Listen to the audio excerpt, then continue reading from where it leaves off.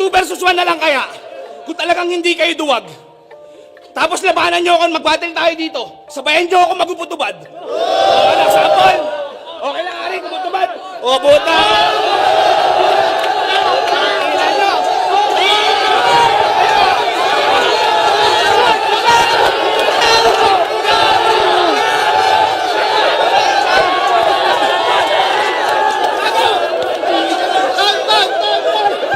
November 5, 2022 nga nang maglabas ng isa na namang solid na lineup si Sir Enigma at ito nga ay napaloob sa Zoning 15. Medyo mapawala na ang COVID sa panahon na ito at mapapansin nga natin na kahit papano ay nagkaroon nga ng crowd dito. At syempre halos mga baguhang battle MC nga ang mga naka-line up dito at yung ibang battle MC naman matagal na pero ngayon lang din nakabalik sa pagbabattle.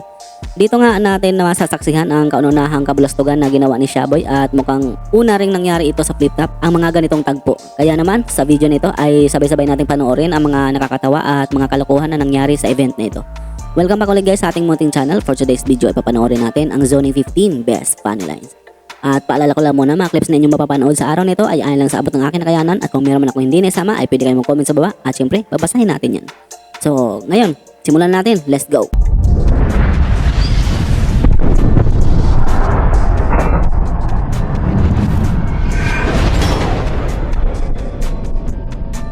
Sa mga pinaggagawa mo, na-match mo si OG at Kong. Pucha, boss, this ain't right. Ano to, bagong segment ng liga? Flip-top ka loka-like? Kung may balak ka pang magpalit, paulit, ito sa gestyong magaling. Total kamukha mo si OG at Yao, ba't di mo gawing uming? Boss, tapos na ako. Round 2 na ng anak mong may tililing. Pakisabi na lang din ang pangalawang balat kay uming. O bigay ni kasi mga magulang ni Bay. Sa pagpapaanak, doon sila sanay na sa bawat pag-deliver nila, may nailalabas silang buhay. Habang tong hinayupak nilang anak, yung delivery, alang kabuhay-buhay. Mo sasabihan mo pa si Bagsik na yung pagiging class S ko, siya is maglasaskitso. Seriously? Yung pagiging obsessed mo sa letrang S sagad na na-expose. Paborito mong pagkain, sopas, spicy wings, sinigang, sinangag, spaghetti na may sweet and sour sauce. Team song nila ng asawa niya, no one else comes close. At kaya niyang labanan, maliban sa hunger. Kaya para di magutom, okay lang kahit maging dishwasher. Talagang sagad sa pagka-squatter, yung matakaw na rapper. Pupunta yan sa parisan tapos magpapanggap na vlogger. Doon ka kasing mataba, kaya pag kinarni at kinain, babara ka lang sa lalamunan ko. Tignan natin kung di yan mag-collapse. Masyado kang mataba. Pag kinarni at kinain, babara ka lang sa lalamunan ko. Babara ka lang sa lalamunan ko. Di pa ba halata? Paano di mag-choke? Nakalimutan ko yung bars ko. It's a prank! Mapunta tayo sa labang Mastafit at Plaridel. Sa estilo sa battle talagang sobrang layo ng dalawang ito. Kasi si Plaridel mga seryosong linya ang mga ini-spit nito sa mga battle niya. At bihira mo siyang makikitang bumibitaw ng mga nakakatawang linya. At sakto naman sa physical niyang anyo na talagang seryoso sa buhay. Habang si Mastafit naman ay isa din sa masabi nating komedyanteng MC na kahit sinong seryosong battle MC ay ginagago lang nito at pinagtitripan. At mukhang isa nga siya sa mga tamod ni Shernan kasi sa mahilig din itong mag-costume sa battle. Well, sa mga panahon nga na ito ay mukhang nakafocus pa si Mastafit sa battle kaya solid pa ang mga jokes na binibitawan niya dito. Mastafit, Mastafit, Mastafit. Isang hip-hop na diwende. Mukha kang grade 4 na estudyante na meron ng bigote. Ito kada laban, palaging sinasabi, nakapagtapos ako, may diploma ako. Oh, tinatanong ka ba? Ako nga, may wineldig na muka, may tinanggalan ng gallbladder, may minasahe ng jackhammer. Pinagyabang ko ba? Sas na tayo sa mga tira na ganyan, puta. Kaya ikaw na lang ang tutumbungan ko, Repa. Hindi maliit, hindi malaki, pero alam mo na, goma-goma. Yeah. Putang ina ka. Kakailanganin mo ng 7 Dragon Ball bago mo ko talunin, tol. Kaya lang yung dalawa doon natatabunan ng aking malalagong bulbol. Ilan yung teacher nyo? Ubod ng sinungaling. Sinabi ko na nga di ako construction worker, putang ina mo. Isa pang ganyan mo, aayusin ko na bahay nyo.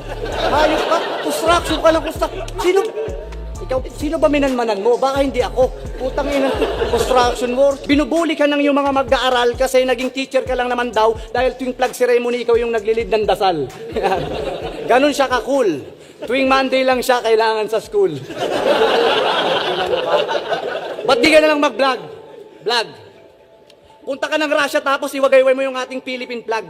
Habang sumisigaw ng 0 divided by 0.2 is equal to 5 at kung ikaw ay bago lang pa lang sa channel, huwag mong kalimutang mag-subscribe. Habang may mga missile na dumadive. Ang ina mo ka. O mula blind rhyme, crazy family, bahay katayat hanggang sa flip top.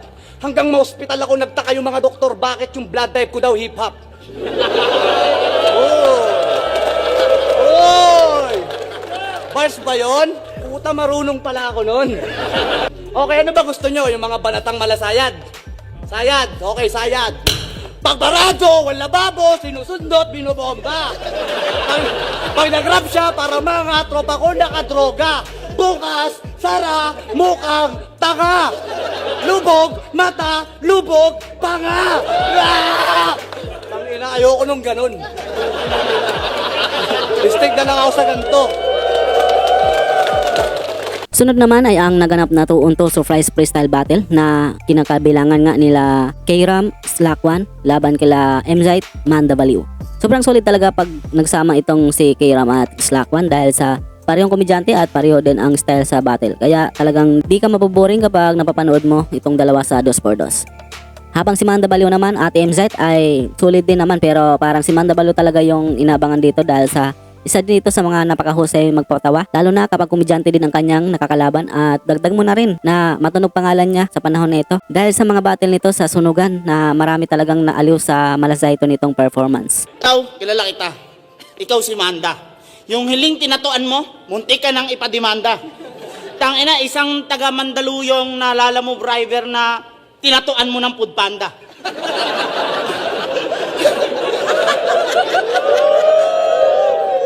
I love chicken nuggets! Tangina mo ang corny!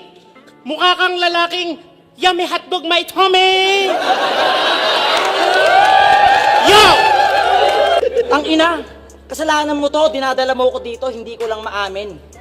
Tingnan yung ginto nyo, mukha kayong mga bulldog na mamahalin. Ito, isa sa mga alagad ni Thanos. Ha? Matakot kayo sa kakamti ko! Ha? Pabalik yung tangos! Yung mga putang ina nyo, tira ka ng tira dito, magkamukha lang kayo. Gago ka. Tangina, yung sinabi mo, parang hindi ko kinaya. Idol mo ba si M-Site? Kasi yung gilagid niya, yung ginaya. Tangina mo ka, puro kakatangahan. Ninakaw ko wallet mo, si Soli ko rin, walang laman. Mabait.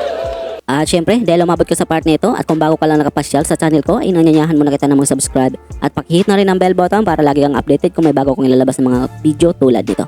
At pa-follow at like na rin ang ating Facebook page, nag-upload ako doon ng mga content about sa hip-hop at clip-top. Maraming salamat at magpatuloy tayo. Ha ha ha! Oo, nakakatawa. Ang laki ng tiyan mo, tol. Tumatay ka ba? Sige, babanatan kita. Gusto mo suntukin pa kita? Ako'y nagtataka. Gusto ko kung tumakbo. Yung itsura mo, mukhang buntis na kalbo. Alam nyo ba kung bakit ngayong gabi si Lipgram may present? Eh paano kasi si Enigma? Hindi nagpadala ng down payment. Basta inchik ha? Mautak talaga. Ikaw hindi padala para Lipgram punta. Ikaw nagpunta sa laban nyo? Aba nakakapagtaka. Mukha ka na nga Bombay hayop ka ng Indian ka pa. Gagawa ka ng kabalbala sa sunugan. Tapos pupunta ka ng flip-top. Dito ka magre-reklamo. Bakit? Sino tingin mo kay Enigma? Si Rapi Tulfo. Sira ang ulo. Di ba? Na yung sulat silencer, tapos nag-aangas pa siya. Kung ganito ang anak mo, sir, pamigay mo na, tas add ka pa.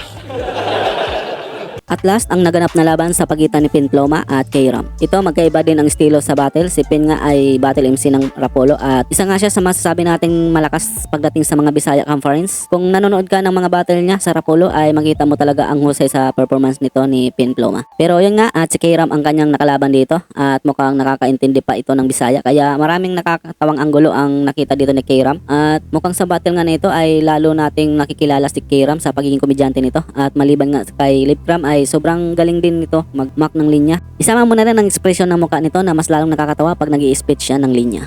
Maghahamon ng rapper na hindi naman bumabattle, supot! Ako, di ko gagawin yung ganyan. Ayoko magmukhang tanga. Kaya ang masasabi ko lang, Kuya Dennis, magsulat-sulat ka na! Laban niya kay Chris A, sabi niya, ang tagumpay mo'y kagagawa ng gulong kasi nga, well done. Kagagawa ng gulong, well done. Pinilit i-connecta yung bars parang welding.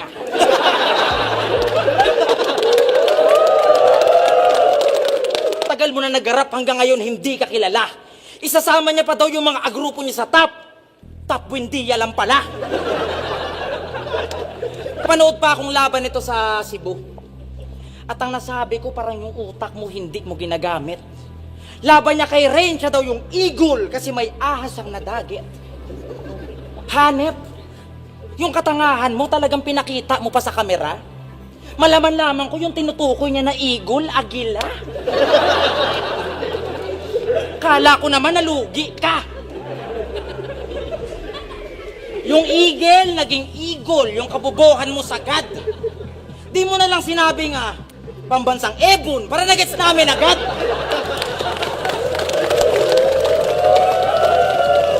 Gana ko bilib sa'yo, Brad. At talagang namamangha.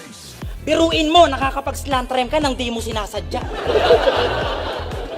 Nag-NBA reference pa. Siya daw ang Rookie of the Year kasi may linyang nakakaluka. Kung usapang rookie lang gago, ang kapantayan mo si Duma.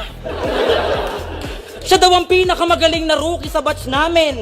Sabi niya. Tapos iiwanan niya daw basag ang panga ni GL kasi nga joke kick. Grabe ka. Si Jokic pala ng Nuggets yung tinutukoy niya, tangina. Kung usapang rookie at dakdakan, ako si Albert Sambela. O ano pare, OP ka? Sa pasikot-sikot ko dinala. Ano pakiramdam magbanggit ng player na hindi mo kilala? Tatanga-tanga magbasa. Tanginan to, napakabobo. Binigyan mo lang ng bagong teammate si Nestor Asaytono. At dito na natatapos ang aking video sa araw nito. Maraming salamat sa inyong panonood at sana ay nag-enjoy kayo. Maraming pong salamat sa mga solid supporters natin dyan na walang sawang sumuporta sa channel ko. Marami pa pong ilalabas ng mga video about sa flip top at hip hop kaya pakiabang-abang na lang po. And don't forget to like this video para naman ipakita ng YouTube sa iba pang manonood. Maraming salamat sa inyong suporta at hanggang sa muli. Peace out.